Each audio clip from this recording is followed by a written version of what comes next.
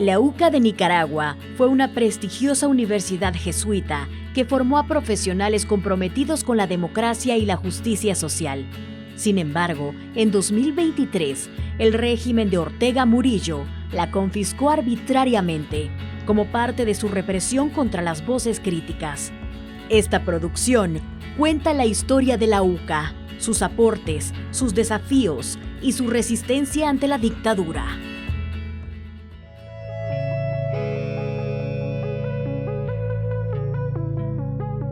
La UCA de Nicaragua es un referente de educación, de pensamiento crítico, de calidad y sobre todo de formación integral para todos los nicaragüenses.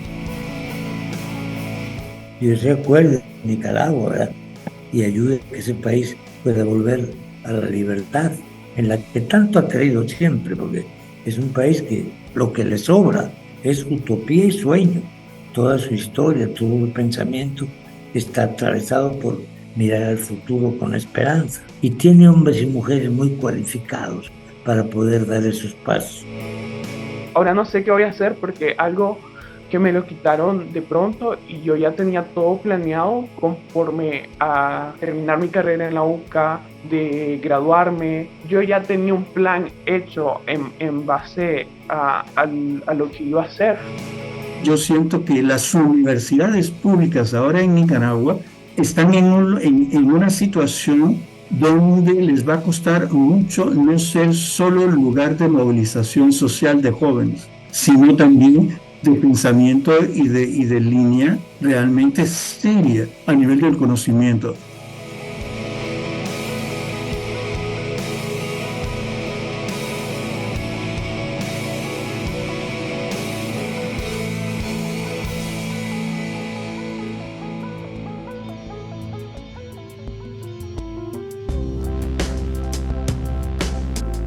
La Universidad Centroamericana UCA de Nicaragua fue la primera de las 3 universidades que los jesuitas fundaron en Centroamérica el siglo pasado. En 1960, la UCA inició operaciones en un contexto de tensiones. Nicaragua era gobernada por la dictadura de los Somoza y enfrentaba una férrea resistencia que finalmente triunfa en 1979 con la revolución. Tras 20 años de gobierno revolucionario del Frente Sandinista de Liberación Nacional, con Daniel Ortega a la cabeza, la democracia retorna en 1990, pero en las elecciones 2006, Ortega vuelve al poder y comienza a fraguarse una nueva dictadura. La misma que en agosto de 2023 confiscaría los bienes de la Universidad Centroamericana UCA después de 63 años de compromiso social, educativo, tecnológico y científico. Yo estudié comunicación, yo estaba justamente en el trámite de mi título, ya estaba exactamente a un mes que se me entregara, pero pues lastimosamente ya no se pudo culminar pues por toda esta situación. Nosotros como estudiantes de la UCA no podemos ir a otras universidades porque el gobierno prohibió que las demás universidades nos tomaran a nosotros. Yo no puedo ir a inscribirme a otra universidad. Entonces, según ellos, yo no tengo opciones más que esperar que ellos abran y pues a ver si ellos me dan mi certificado de notas para ver si decido irme o quedarme. Diego y Victoria son 2 estudiantes de la UCA que aceptaron dar entrevistas bajo la condición de anonimato y se les distorsionará la voz para no ser reconocidos por el régimen Ortega Murillo que reprime al que piense diferente. La misma condición puso Marcos, quien posee una licenciatura y una maestría de la UCA.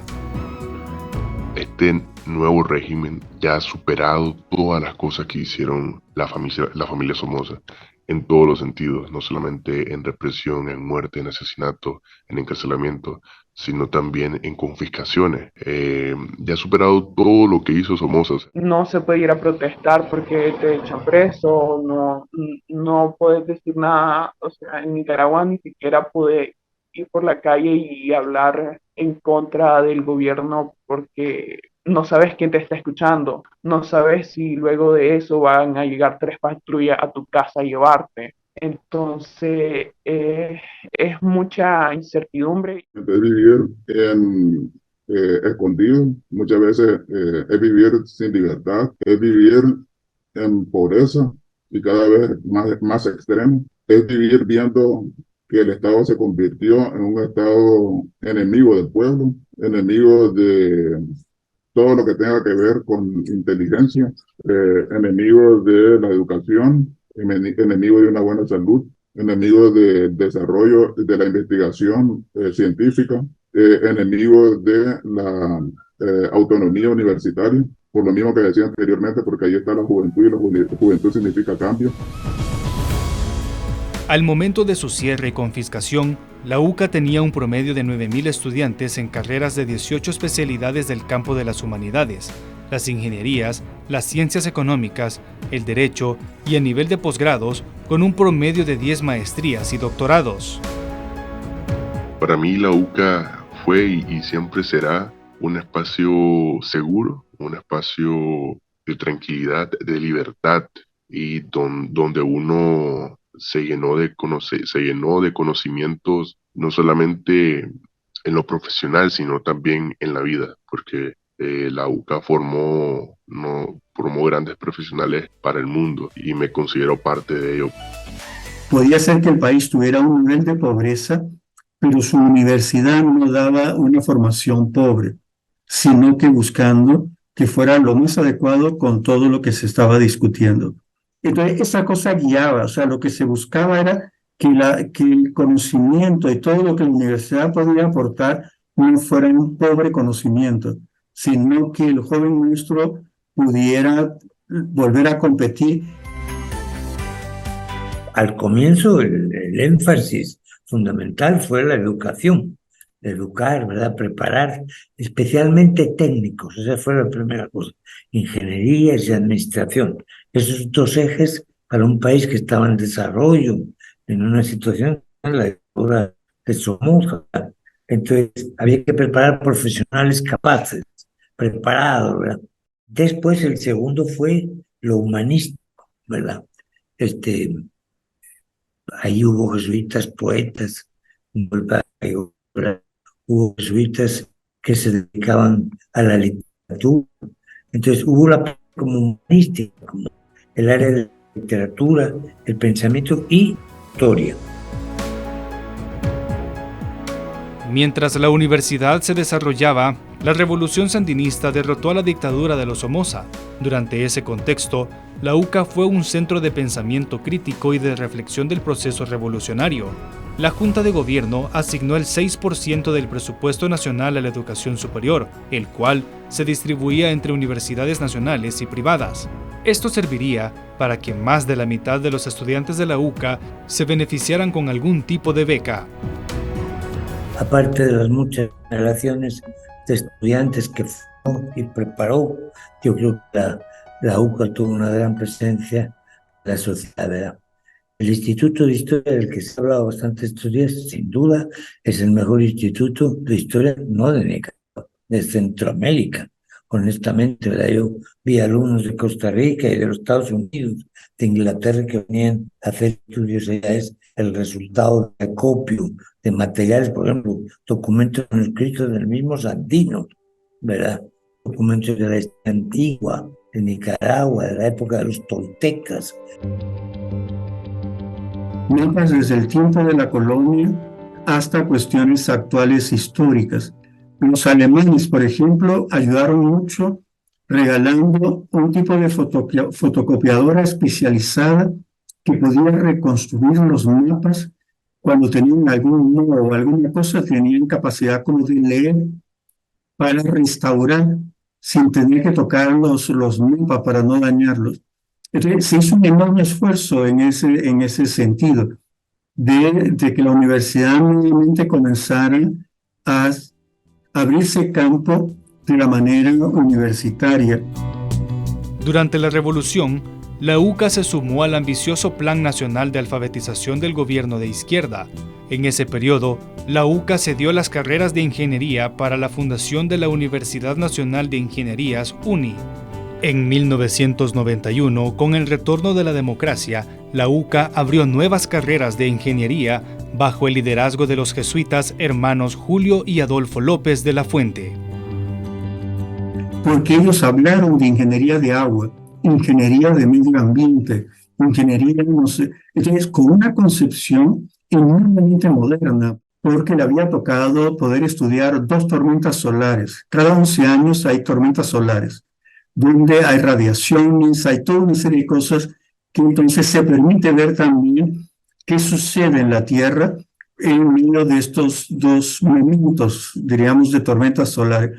Él incluso inventó algunas fórmulas y algunos elementos de computación para poder estar a tono de lo que se estaba investigando. Entonces la universidad comenzó a ganar mucho repunte, ayudaron mucho a construir un centro de investigación solar.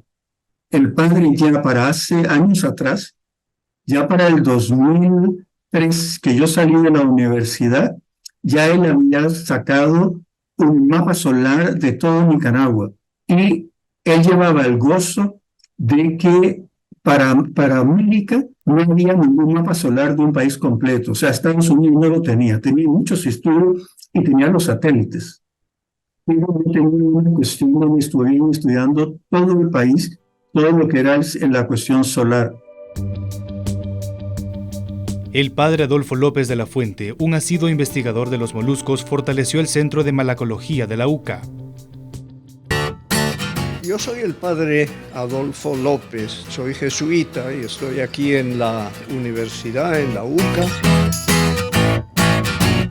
Me interesé en la malacología, que es la ciencia que estudia conchas y caracoles y moluscos. Jaime Inser era el director del Departamento de Ciencias Naturales, Ecología, y él sugirió que podíamos hacer un estudio de caracoles aquí en Nicaragua, ya que teníamos una colección, aunque la colección era de fuera. Entonces, así empezamos. La UCA, durante sus 63 años de existencia, además de posicionarse como la mejor en la formación académica, se volvió partícipe de las soluciones a los problemas de los nicaragüenses. El instituto más antiguo de la UCA es el Juan 23, que era precisamente un instituto dedicado a servir a los sectores más populares, a analizar y estudiar las causas de su pobreza y servirlos. Y ahí empezaron a surgir institutos, Nitrapan, el CIDEA, el Centro de Educación, el que se dedicaba a la costa atlántida, el Instituto de Sociología. Si no, el tiempo que yo estudié, eran como 10 institutos, que a veces se llamaban de investigación, a veces de proyección. Yo creo que tenían esos 2 brazos. Eran por una parte de investigación y también de proyección social. Y esa investigación enriquecía la enseñanza, la educación, ¿verdad? El Instituto de Investigación y Desarrollo Nitrapan UCA, creado en 1988, centró su trabajo en agricultura y desarrollo rural, microemprendimientos, empresas sociales, medio ambiente, desastres naturales, todo bajo un enfoque de género. Y entonces Nitrapan comenzó a crear lo que se llamó un banquito de segundo nivel, algo que ayudara para todas las pequeñas y medianas empresas, para hacer un tipo de préstamos, porque ellos no clasificaban para las líneas bancarias y las cuestiones tradicionales. Se comenzó a crear estudios y con ellos para que, por ejemplo, poner arbolitos para las partes donde en vez de cerca muerta, poner árboles. Entonces, estudiar cada árbol para si querían maderables, si querían frutales y todo, para que tuvieran otro tipo de posibilidades en sus procesos económicos. La UCA acercó la formación a las regiones que por la ubicación geográfica quedaban excluidas de la educación superior. Es así como apoyaron 2 sedes de comunidades autónomas. Puerto Cabezas, en la región autónoma de la Costa Caribe Norte, habitada por comunidades indígenas de los Misquitos, y en Bluefields, de la región autónoma de la Costa Caribe Sur, habitada por la comunidad garífuna. Otra dimensión en la que yo creo que la UCA aportó mucho es el derecho. El derecho era, ven, en la UCA hay todavía, quién sabe, si no lo van a anular, un lugar para realizar juicios públicos. O sea, no para entrenar a los alumnos, no. un lugar donde venían personas que tenían que ser sometidas a un juicio, un verdadero foro donde había abogados defensores, acusadores, fiscales. O sea, el alumno aprendía viendo en su universidad el ejercicio del derecho. Otra dimensión en la que creo que la UCA ha aportado bastante es en el área del estudio de la economía. Creo que las primeras maestrías en estudios económicos fue la UCA que las dio ahora. Y me acuerdo que al comienzo de ella, uno de los grandes usuarios, por ejemplo, de la maestría en administración de empresas, era el ejército. Hay que decir que el ejército nicaragüense es cualificado, hay bastante gente preparada y muchos su preparación la recibieron en la UCA, ¿verdad? La UCA también fomentó la especialización de sus alumnos y exalumnas en universidades extranjeras con el fin de alcanzar una mayor profesionalización. Para Diego, esta aspiración ya no existe por el cierre y confiscación de la universidad.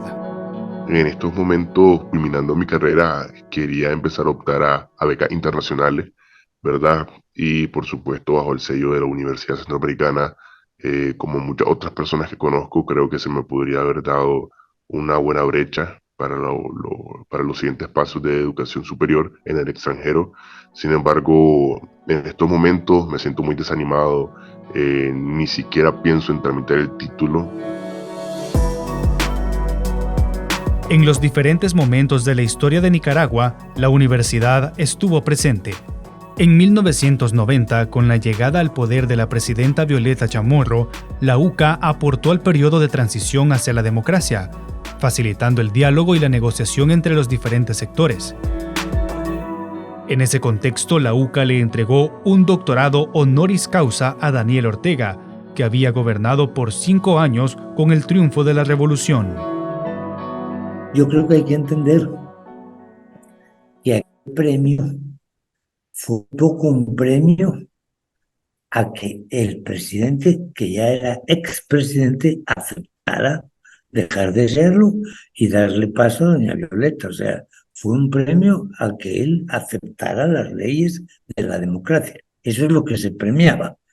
Entonces, el que la UCA sea capaz de darle un premio al que ha perdido, como diciéndole, bueno, premiamos que usted acepte su fracaso. Bueno, creo que es democrático, creo que es una elección democrática que ayuda y en cierto modo, de alguna manera lo cumplió.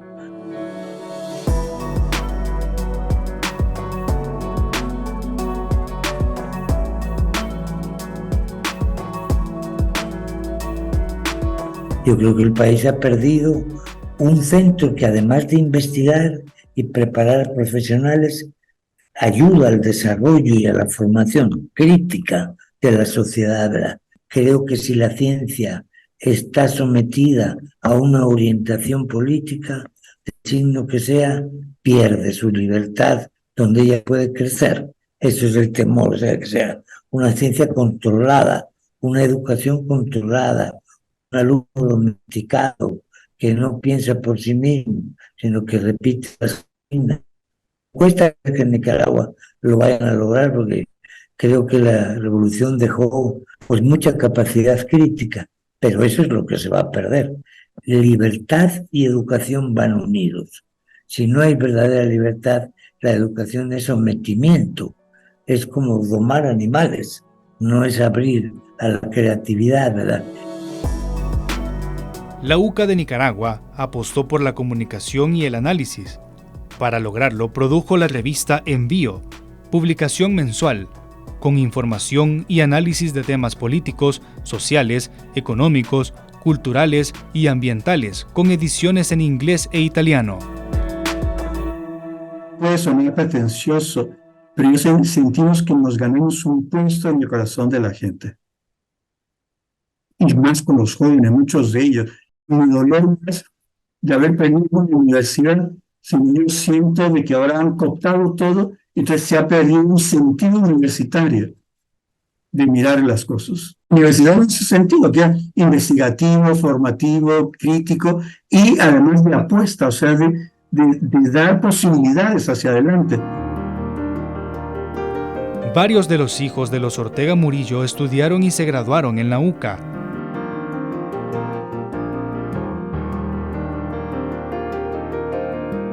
El cierre y su posterior confiscación ha recibido la condena nacional e internacional. Pero quieren manejar absolutamente todo.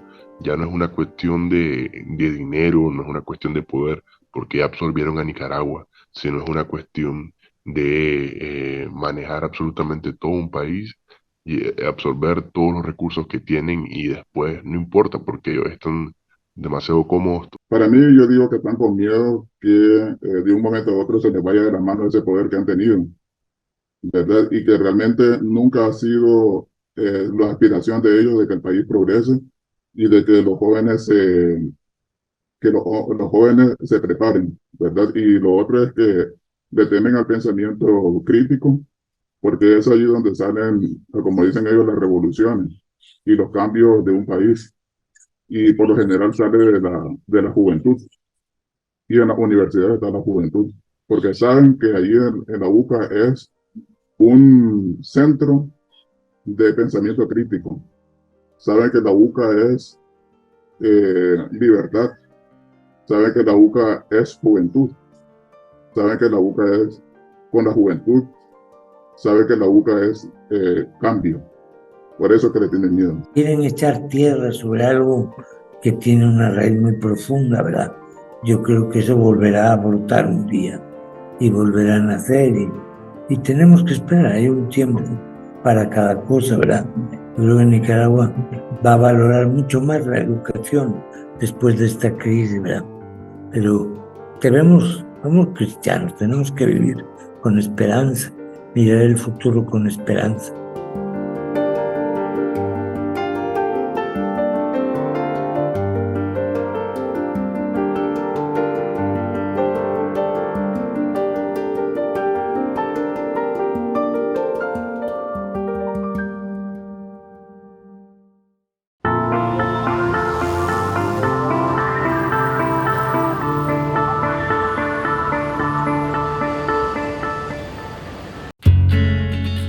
A continuación, el editorial. Si a algo le teme un dictador, es a los que piensan por su cuenta. Porque el dictador quiere que todos aplaudan lo que dice, lo que hace, que todos pensemos igual, pero eso para un ser humano inteligente es imposible. Nunca podemos pensar exactamente igual que otros. En cambio, el dictador no se equivoca nunca. Siempre tiene la razón y el que lo critique o no lo apoye es enemigo suyo y del país. La educación es el arma más poderosa para cambiar el mundo, dijo Nelson Mandela. Por eso quieren destruir la educación que enseña a pensar y cierran universidades y colegios. Daniel Ortega llegó al poder a través de elecciones, aunque antes había cambiado la Constitución para poder llegar ahí. Pero ya en el poder anuló y controló todos los poderes del Estado, toda la institucionalidad pública. Con ese control hizo que interpretaran la Constitución para poder reelegirse y luego para que esa reelección fuera al infinito, las veces que él quiera. Si en la última elección llevó a su esposa de candidata a vicepresidenta, que es la vicepresidenta actual. Además, para poder hacer todo esto, tuvo el apoyo incondicional de la policía y del ejército. Cuando un régimen se convierte en dictadura, como el de Nicaragua, poco a poco controlan los celulares. Quieren controlar lo que los niños y niñas estudian. Quieren controlar la historia a su conveniencia. Quieren controlar el dinero que usamos. Controlan a los medios de comunicación. Nos encierran en la casa. Nos dicen cómo pensar y qué está permitido decir. Controlan todos los poderes del Estado. Y un dictador estará lo más que pueda, lo más que lo dejen en el poder. Los dictadores, que nos quede claro, no se van hasta que lo sacan. Pero cuanto más se obstina un dictador en ser eterno, más rápido camina hacia su fracaso. Cuando se vive una situación tan injusta como la que vive el pueblo de Nicaragua, aplica lo que dijo Desmond Tutu: si eres neutral en situaciones de injusticia, has elegido el lado del opresor. En estos casos, los cambios no se han hecho para salvar al pueblo de una dictadura, más bien para que no cambie nada de lo que hacen, se ha implantado una dictadura. Permitir una injusticia significa abrir el camino a todas las injusticias que siguen. Nicaragua es un ejemplo de esto que estamos hablando.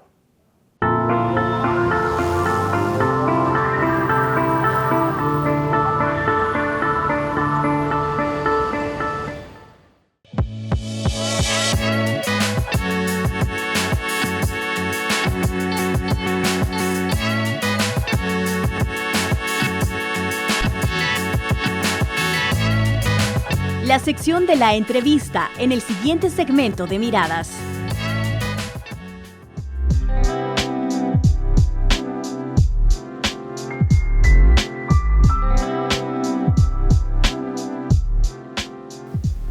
Bienvenidas y bienvenidos a la sección de la entrevista de su programa Miradas. En esta oportunidad conversamos con el abogado creyente Arnau Balenas. Bienvenido. Muy buenas tardes y muchísimas gracias por la invitación. Arnau representa a la familia de los sacerdotes Ignacio Martín Baró y Ignacio Yacuría, quienes en esta ocasión pues se ha reaperturado el caso. Queremos hacer una pequeña sinopsis de lo que ha ocurrido sobre el asesinato de los sacerdotes jesuitas y sus dos colaboradoras. El primer juicio se instaló en 1991, en el cual se juzgaron a los autores intelectuales del hecho, de los cuales fueron condenados 2, pero con la ley de amnistía salieron absueltos. Nuevamente el Estado de El Salvador ha abierto el caso en enero del 2022. Arnau, por favor, pónganos en contexto. ¿Qué factores dieron paso a la apertura de un nuevo proceso? Bien, tal vez solo precisar, ¿verdad?, que en el juicio del 91 se juzgaron a los autores materiales, ¿verdad?, aquellos que se dijeron que habían participado propiamente en los actos propios del delito de asesinato. A partir de allí, ¿qué dio paso a la reapertura del caso contra los autores intelectuales? Bueno, en primer momento tenemos que destacar que en noviembre del año 2017, ¿verdad?, una vez se había declarado inconstitucional la ley de amnistía, se solicitó la reapertura del caso ante el Juzgado Tercero de Paz de San Salvador. El fundamento es que en el año 2000, recordarán, hubo un intento de juzgar a los autores intelectuales, pero en aquel entonces el juzgado determinó de que había prescrito, ¿verdad?, y que por tanto no podía iniciar el proceso porque había prescrito la acción penal en contra de los autores intelectuales. Pues en el 2017, noviembre, como les decía, nosotros presentamos un escrito pidiendo de que esta figura de la prescripción no era aplicable en casos de crímenes de lesa humanidad, crímenes de guerra, y no solo lo decíamos nosotros, sino que la propia Sala de lo Constitucional, en la resolución que declaraba inconstitucional la ley de amnistía, lo había establecido, ¿verdad? El Juzgado Tercero de Paz validó nuestros argumentos y efectivamente declaró nulo el sobreseimiento y dijo de que tenía que existir un proceso en contra de los autores intelectuales para llegar a la verdad y justicia, que es lo que pedían las víctimas, ¿no? Después de una apelación y una casación, la Sala de lo Penal cerró el caso, dijo de que no era posible reabrirse. Fue una decisión sumamente controvertida porque además entró a conocer un recurso de casación que no tenía las facultades, ¿verdad?, que no podía. Después de ello, a la Fiscalía General de la República presentó una demanda de amparo, y en un proceso express, pues finalmente a la Sala de lo Constitucional en enero del año 2022 estableció que la resolución de la Sala de lo Penal, la cual derivaba o establecía que no se podían juzgar los autores intelectuales, no era conforme a los estándares constitucionales y por tanto se ordenó que el caso se reabriera, iniciando el caso formalmente en el Juzgado Tercero de Paz en marzo del año 2022. ¿Cuáles son los elementos nuevos entonces que se han tomado para abrir nuevamente el caso? Y entendería que se están juzgando tanto nuevamente a los autores materiales, pero también los intelectuales, entre ellos el expresidente de la República, Alfredo Cristiani. No, en esta ocasión no se están juzgando a los autores materiales, ¿verdad?, sino que únicamente se están juzgando a los autores intelectuales. ¿Quiénes son los autores intelectuales? Pues son aquellas personas que se consideran que tomaron la decisión de eliminar, porque sí se decía y sí se dejó constancia en los documentos, de eliminar el padre Ellacuría sin dejar testigos, ¿verdad? Como sabrán, hubo un cateo en la universidad en el 13 de noviembre de 1989 y luego hay una reunión en el Estado Mayor en el 15 de noviembre de 1989, fue una reunión presidida por el entonces ministro de la Defensa, el general Larios, donde él, junto con las otras personas procesadas en este caso, ¿verdad?, la tesis de la querella, la tesis de la Fiscalía, es que en esta reunión ellos tomaron la decisión de eliminar el padre Ellacuría sin dejar testigos, ¿verdad? En esta reunión, básicamente, los temas que se tocaron es fruto de la ofensiva, ¿no?, de la guerrilla, pues decidieron actuar contra aquellas personas que consideraban que eran la contraparte, ¿no? Y de los hechos anteriores y de lo que se escuchaba en la radio, salía en los periódicos, pues de una forma totalmente errónea y falsa, pero consideraban a los padres, ¿no?, y consideraban especialmente al padre Ellacuría como miembro o como colaborador, en este sentido, de la guerrilla, y es por eso pues que se dio esta orden. Obviamente fue una orden ilegal, pero que fue acatada por militares de bajo rango, ¿no?, que son los que ya en el 91 fueron juzgados ante el Tribunal Cuarto de lo Penal. Estas personas que ya fueron juzgadas y que quedaron absueltas, la mayoría de ellos ya no pueden volver a ser juzgados nuevamente. Pregunto esto, Arnau, porque el juzgado segundo de instrucción de San Salvador está tomando las declaraciones anticipadas de algunos de ellos, entre ellos el coronel Benavides y el teniente José Ricardo Espinosa Guerra, que fue autor directo de uno de los asesinatos ocurridos aquí en la UCA. Sí, en efecto, como les decía, ahorita estamos focalizando pues este proceso únicamente en contra de los autores intelectuales, ¿verdad? Porque hay que reconocer pues que si este hecho ocurrió fue por la decisión que ellos tomaron, ¿no? Y fue por la decisión que se tomó conjuntamente en una reunión que, según la tesis de la Fiscalía y la tesis de la querella, ¿verdad?, fue presidida por el entonces ministro de la Defensa y donde estaba el viceministro de Seguridad, que era el inocente Orlando Montano, que ya fue condenado en España, ¿verdad?, donde estaba también el viceministro de la Defensa, coronel Cepeda, ¿verdad?, y otros miembros también de alto rango que estaban presentes en la reunión y que pues tomaron esta decisión. Como representante de dos de las víctimas de esta masacre, ¿cuál es el alcance que tiene que por fin el Estado de El Salvador, casi 30 años después, esté llevando ante la justicia a los autores intelectuales, Arnau? Es un anhelo de justicia, es un anhelo de verdad. Las víctimas desde el minuto uno, y también la Compañía de Jesús, y también la UCA, por supuesto, ¿no?, desde el minuto uno establecieron que no querían venganza, que lo único que se quería es justicia y verdad. ¿Para qué? Para que luego pudiera haber este perdón judicial, ¿verdad? Hubo un perdón cristiano en su momento, ¿verdad? Pero digamos, en el marco de un proceso de justicia transicional hay distintas fases, y la primera es que haya justicia para poder conocer la verdad, para luego eventualmente poder existir este perdón, ¿no? Lamentablemente, pues, el sistema de justicia de El Salvador había negado por muchos años la posibilidad de que existiera un proceso judicial en contra de los autores intelectuales, y ahora lo que nos va a tocar a nosotros, entre otras cosas, no solo es representar pues, al hermano del padre Ellacuría y a los hermanos del padre Martín Baró, sino también establecer que este proceso judicial que se está llevando a cabo en estos momentos sea un proceso real, donde exista esta búsqueda de justicia y de verdad, y que no simplemente sea un puro formalismo para volver a encubrir y para volver, digamos, a absolver y a no determinar las responsabilidades, ¿no? Uno de los temores que hay que compartir en nuestra posición es que efectivamente en algún momento no se quiera llegar también hasta el rango más alto, en este caso es el ministro de la Defensa, ¿verdad?, en el sentido de que nuevamente el sistema quiera proteger a los mandos altos y por tanto cargar con la responsabilidad a otras personas que están siendo procesadas pero que no tenían en aquel entonces un rango tan alto dentro de la Fuerza Armada. Con este caso puede sentarse un precedente para los casos de impunidad de la guerra, como las grandes masacres, que hoy por hoy todavía siguen esperando justicia. Ojalá el caso de los jesuitas, como otros casos que en estos momentos están en el sistema judicial, fuera una luz de esperanza por tantas víctimas que años después, ¿no?, décadas después, todavía están buscando esta anhelada justicia, que además es un derecho que ellos tienen y es una obligación internacional por parte del Estado, ¿no?, de que exista un proceso de justicia con todas las garantías para todas las partes para poder determinar la verdad de los hechos, que en la gran mayoría de veces se pueden tipificar de derecho de crímenes de lesa humanidad o incluso de crímenes de guerra.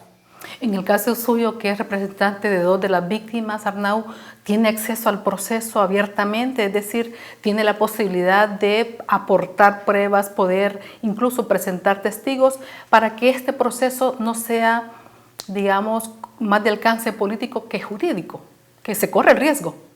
Formalmente, efectivamente, es un derecho de las víctimas a través del abogado querellante, a través de la parte querellante, de estar en el proceso, de poder proponer prueba, de poder hacer los alegatos pertinentes y, por tanto, de poder participar de todas las actuaciones procesales. Si bien es cierto, hay que recordar que este proceso empezó de una forma anómala porque se descartó, se rechazó la participación de las víctimas a través de mi persona como abogado querellante en la audiencia inicial. Nosotros fuimos los que pedimos la reapertura. Nosotros, gracias al impulso que nuestro, pues este proceso empezó a caminar y curiosamente pues el juez tercero de paz de San Salvador en la audiencia inicial determinó que nosotros no teníamos la parte querellante y que no podíamos intervenir como querellantes, ¿verdad?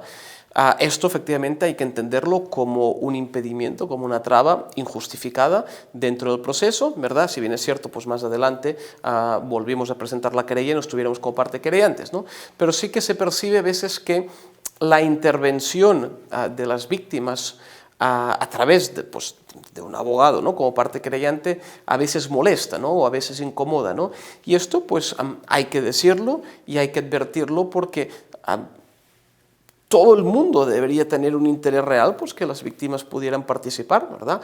Esto ya se ha establecido jurisprudencialmente, las víctimas no son un objeto del proceso, son un sujeto, ¿no? Y por tanto tienen todo el derecho a poder tener una intervención real y efectiva y veremos pues cómo siguen las siguientes fases. Ahora en diciembre, el 4 de diciembre, está señalada la audiencia preliminar. La audiencia preliminar es la segunda audiencia en el marco de un proceso penal donde la jueza en este caso va a determinar qué pruebas admite, qué pruebas no admite y si hay fundamentos suficientes para que el caso pase a juicio, ¿no? Y será en la etapa de juicio con aquellos imputados que se consideren que hay mérito para que estén en juicio, que se va a determinar su culpabilidad o su inocencia. Pero hoy por hoy se le está dando participación real a usted en representación de las familias. Sí, después de que nosotros volvimos a presentar la querella, se nos ha dado la intervención de ley, así es. Sin duda el caso de la UCA trastocó todos los cimientos y fue una noticia, una bomba a nivel nacional e internacional. La UCA prácticamente fue descabezada en el amplio sentido de la palabra y sin embargo ha logrado reponerse. Arnau, para ir cerrando brevemente, ¿cuáles son como aquellos aspectos puntuales que a más de 30 años de la masacre frenaron que El Salvador, que las víctimas de la UCA y el resto de víctimas tuviesen justicia? ¿Qué aspectos incidieron? ¿Qué marcaron? Una voluntad política de encubrir la Fuerza Armada, de proteger a la Fuerza Armada. Incluso recuerden en el primer gobierno del FMLN, ¿verdad? Cuando llegaron o cuando se había por parte de Interpol, ¿no?, hecho las difusiones rojas, como por parte del Ejecutivo hubo un encubrimiento de los militares, ¿no? Por otro lado, yo diría la incapacidad del sistema de justicia hasta cierta medida, ¿no?, y la valentía de poder enfrentar este tipo de casos. Incluso podría ser también el poco conocimiento jurídico de cómo juzgar crímenes de lesa humanidad y crímenes de guerra, porque no se había llevado a cabo. Y lo que vemos pues, en la actualidad un poco es que el espíritu de los acuerdos de paz, ¿no? Inspirado también por estas masacres y por lo que había sucedido durante el conflicto armado, ¿no?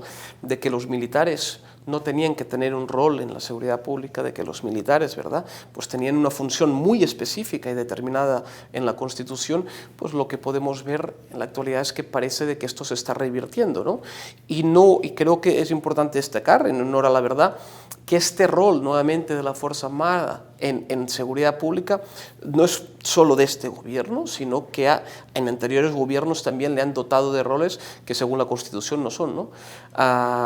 Creo que para evitar que esto vuelva a suceder, para evitar casos como la masacre en la UCA, ¿no?, y otros tantos casos de víctimas por parte de la Fuerza Armada vuelva a suceder, creo que se debería cumplir el espíritu y lo que se establecieron en los acuerdos de paz, ¿no? Y esto lamentablemente no lo vemos y nos asusta, ¿no?, porque incluso se han llevado, y desde el IDUCA se siguen llevando, casos de ejecuciones extrajudiciales, casos de tortura, casos de desapariciones forzadas en la actualidad, que vemos que se repiten ciertos patrones, ¿no?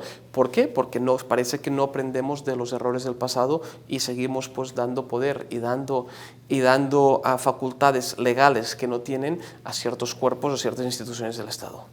Perfecto, Arnau, muchas gracias. Sin duda vamos a darle seguimiento a este tema. Ya en diciembre pues arrancan ya los tribunales de manera seria con todo el proceso. Agradecemos su participación a este espacio. Con mucho gusto, siempre para servirles. Y a ustedes que nos acompañan, les recordamos y les invitamos que el próximo 11 de noviembre estaremos conmemorando un nuevo aniversario de la masacre de las personas asesinadas en la UCA, para que nos pueda acompañar y solidarizarse y no olvidar los hechos del pasado, porque corremos el riesgo de volver a repetirlos. Gracias por acompañarnos y en Miradas continuamos con más.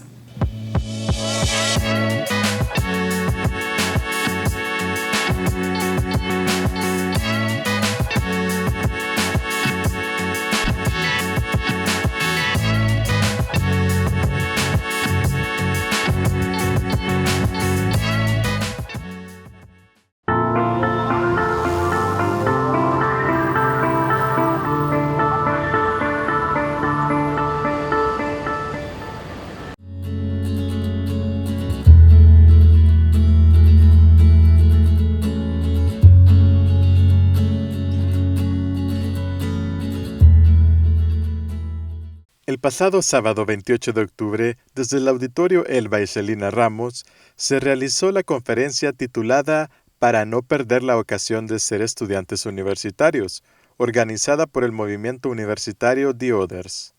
El objetivo de la conferencia fue reflexionar sobre las posibilidades que la vida universitaria brinda a nivel de formación personal y de relaciones humanas, tanto con los profesores y entre estudiantes. Entonces, como estudiantes universitarios o futuros estudiantes universitarios, la pregunta es ¿por qué voy a la universidad? ¿No? ¿Para qué voy a la universidad? ¿O quién ya está en la universidad? Si no se lo han preguntado, bueno, esta es ocasión para cuestionarnos. Y entonces, bueno, la primera respuesta inmediata es que vengo, como ahorita decía Claudio, para prepararme, ¿no?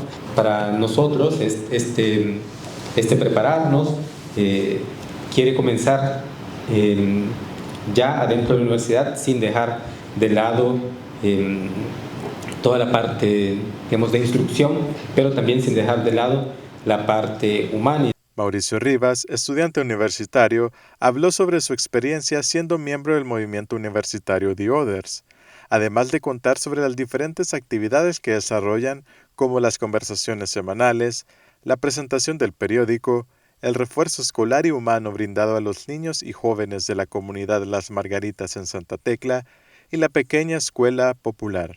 Si utilizamos la palabra movimiento The Others, es porque el otro y toda la realidad nos provoca a ir al encuentro, ¿no? Somos seres humanos libres e inteligentes, entonces estamos en un continuo y en un perseverante gesto de encuentro y de unidad.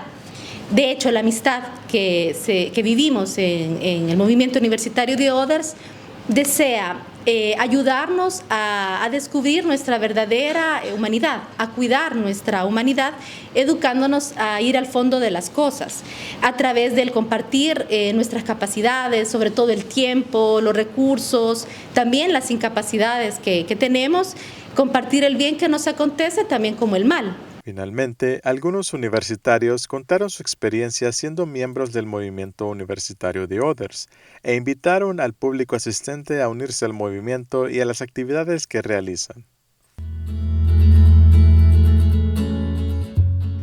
El pasado viernes 27 de octubre, en el marco del programa Pasaporte Global de la UCA, se llevó a cabo una jornada de diferentes actividades de intercambio cultural con la República Popular de China, en el que el público pudo conocer y compartir más sobre este país. Las actividades se realizaron en el tercer nivel de la biblioteca de la UCA, así como en el atrio de la misma, y también en el atrio del auditorio Ignacio Yacuría. Algunas de las actividades que se desarrollaron fueron demostración de Kung Fu, en el que también estuvo participando el público asistente para poder experimentar sobre esa disciplina. También se presentó frente a la biblioteca una exposición acompañada de dinámicas sobre la cultura de China, en la que estudiantes y público general participó y pudo apreciar diferentes objetos de las raíces chinas. Así también se inauguró la exposición La Belleza de China, con diferentes fotografías de lugares emblemáticos e históricos del país. Otras actividades que se pudieron apreciar fue la ceremonia del té, donde también el público asistente pudo degustar de la bebida tradicional que se toma en China. También se ofrecieron 2 talleres, uno sobre gombi, que trató sobre pintura china, y otro sobre corte de papel. Finalmente, la Embajada de China en El Salvador ofreció 3 obsequios para ser rifados entre el público que asistió a las actividades. El programa Pasaporte Global 2023 sigue brindando espacios de intercambio cultural en la UCA, y con China ya son 6 países que se han sumado a esta gran iniciativa.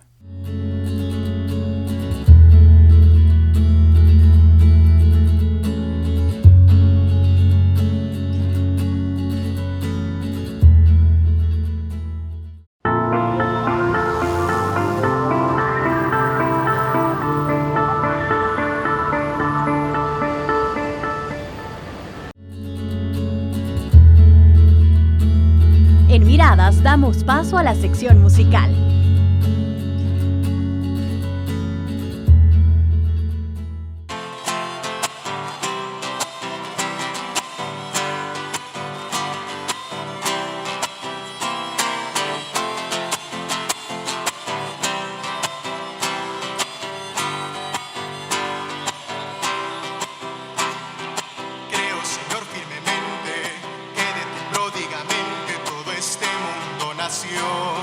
Que de tu mano de artista, de pintor primitivista, la belleza floreció. Las estrellas y la luna, las casetas, las lagunas, los barquitos navegando sobre el río rumbo al mar, los inmensos cafetales, los blancos algodonales y los bosques mutilados por el hacha criminal. Los inmensos cafetales, los blancos algodonales y los bosques mutilados por el hacha criminal. Creo en vos, arquitecto, ingeniero, artesano, carpintero, albañil y armador. Esas palmas. Creo en vos, constructor del pensamiento, de la música, del viento, de la paz y del amor.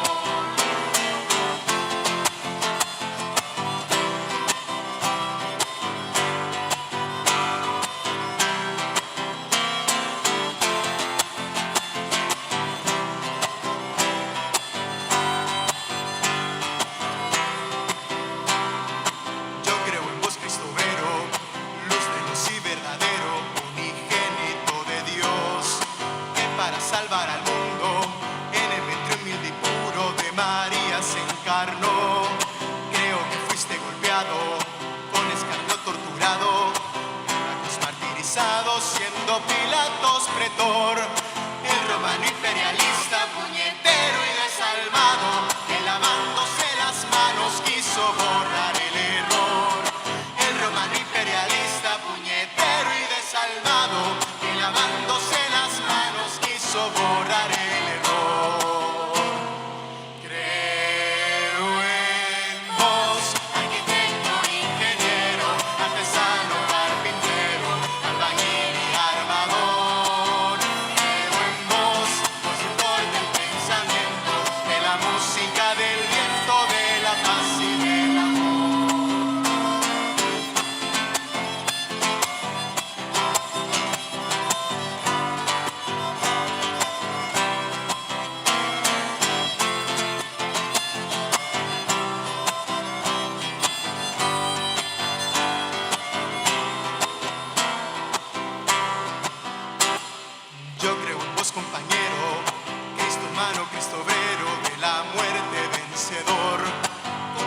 sacrificio inmenso, engendraste al hombre nuevo para la liberación. Vos estás resucitando en cada brazo que se alza para defender al pueblo del dominio explotador. Porque estás vivo en el rancho, en la fábrica, en la escuela. Creo en tu lucha sin tregua, creo en tu resurrección. Porque está vivo en el rancho, en la fábrica, en la escuela. Creo en tu lucha sin tregua, creo en tu resurrección. Creo en vos, arquitecto, ingeniero, artesano, carpintero, albañil y armador. Creo en vos, constructor del pensamiento, de la música, del viento, de la paz y del amor. Creo en vos, arquitecto, ingeniero, palmas, carpintero, albañil y armador. Creo en vos, constructor del pensamiento, de la música, del viento, de la paz y del amor. Creo en vos, arquitecto, ingeniero, artesano, carpintero, albañil y armador. Creo en vos, constructor del pensamiento, de la música, del viento, de la paz y del amor. ¡Viva los mártires de la UCA!